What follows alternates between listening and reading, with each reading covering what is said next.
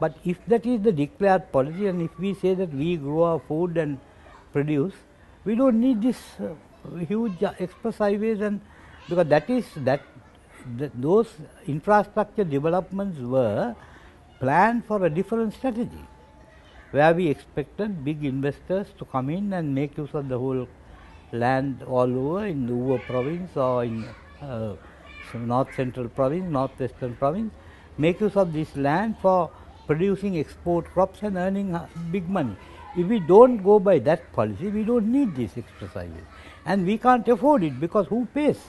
Now they were, from the time when they were declaring building of express highways, they were saying they will invite private investment. No private investor comes. It's the government money that is utilized to build this, and who pays it?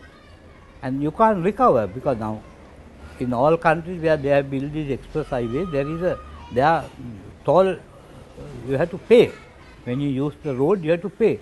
In this country, people can't do this. Therefore, no investor comes in.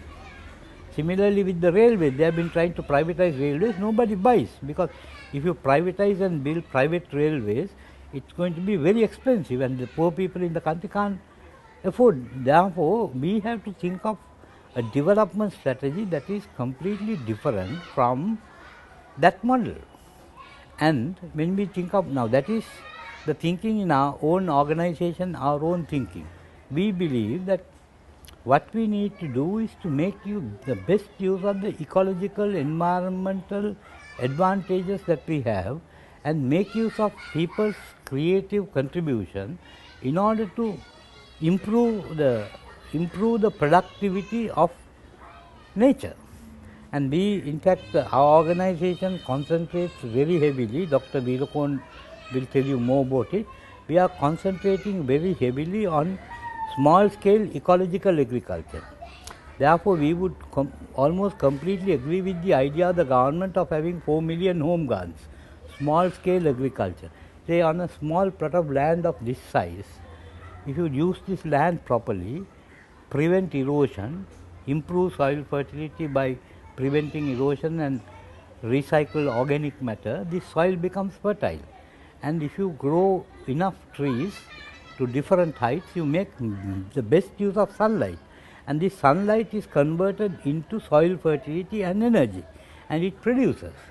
Now that revival of nature's ability to regenerate is what we need, and this is a strategy that is now increasingly advocated by many organizations all over in your own Himalayas or in India. Thousands of organizations do it. We are member of this Via Campesina, the global small farmers movement. They advocate it all over their countries. So therefore, if you look at the world's big situations of crisis in ecology, in environment, global warming, high food prices, undernutrition, lack of food, all that tells us that we have to restore nature's ability to give what human beings and other living beings need to survive. And we have to regenerate this. We can't deplete it anymore. So recovery and regeneration is an essence for the future. That's our basic thinking. Okay, can you now talk a little about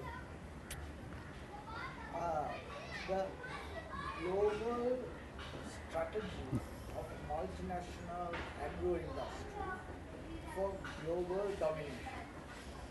Well, if you look at the history, right now, if you look at the common economic policies of the European Union, now they were having smaller scale family farms earlier, much more diversified and say depending on local resources and producing their food locally in a diversified manner. But then when the wars came in, they ran short of food. Then they started increasing their agriculture, expanding their farms. They went into bigger farms, and they started promoting, government policies promoted larger and larger farms, right? Now that gave rise to a situation where very large scale mechanized chemically dependent agriculture became the pattern. Of course, it started earlier, again with foreign interventions like say East India Company and so on. When they came to India and Sri Lanka, they were trying to utilize the resources here for their profits. They were looking for the type of crops that from which they could make their profits, and they cleared forests. Like if you look at the hill country in Sri Lanka, the whole hill country was denuded, deforested, and they utilized it, and that they did it to the whole of Africa. Therefore, they created an ecological problem at the beginning. Then later, that same thing became much bigger and much larger scale. Mechanized agriculture became the pattern after the war. And then they came across a problem of overproduction. They started producing much more than what they could consume. Then they started entering into the market and pushing other countries out of the market. There was that market competition. Now, WTO agreement on agriculture is totally geared towards making our countries agriculturally non-viable, destroying our agriculture, destroying our possibility of producing our own food, so that their food gets sold. Therefore, that is a very destructive thing that is going to destroy the whole world, because ecologically this system will not survive. If you go on exploiting nature too aggressively and destructively, nature is going to hit back, and it has begun already. Global warming and climate change and deforestation, loss of biodiversity, all these are results of that exploitative, destructive exploitation of nature. So, we have to give up that way of doing things. Therefore, now the other argument is, if you don't produce more, you can't feed the world. These are false arguments, because Green Revolution began to give much higher yields, true enough.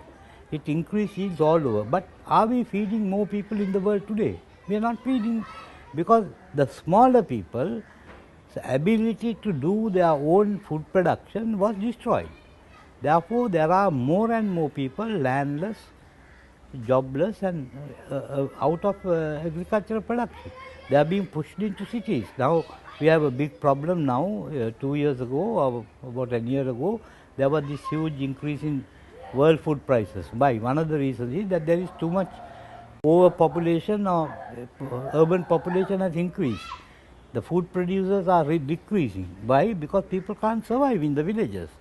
Therefore, we have to think in terms of restoration of what we have destroyed. It's not going back in history.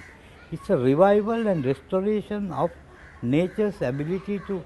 Now, big transnational agribusiness is one of the biggest obstacles to do this, because as long as they are there. Now, I'll take the example of fertilizers in Sri Lanka, right? Now, we are almost completely dependent on external chemical fertilizer. Now, initially fertilizer was cheap, and it was given cheaper at a subsidized price.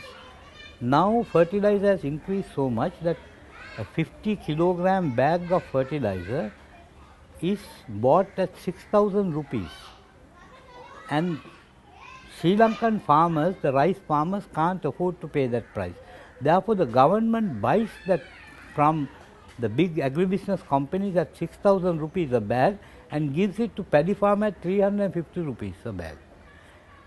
When you cultivate 1 acre of paddy, you have to use, generally if you do chemical fertilizer dependent agriculture, you have to use 3 bags, right? Now, 3 bags would mean a loss of about 16,000 rupees. You can buy one of these small indigenous cows for that price. And if you, without giving the fertilizer subsidy, if you give a cow or a bull, that animal would fertilize the soil eternally as long as the animal lives. Therefore, you don't have to. So, therefore, it's totally foolish and illogical, and it's very destructive.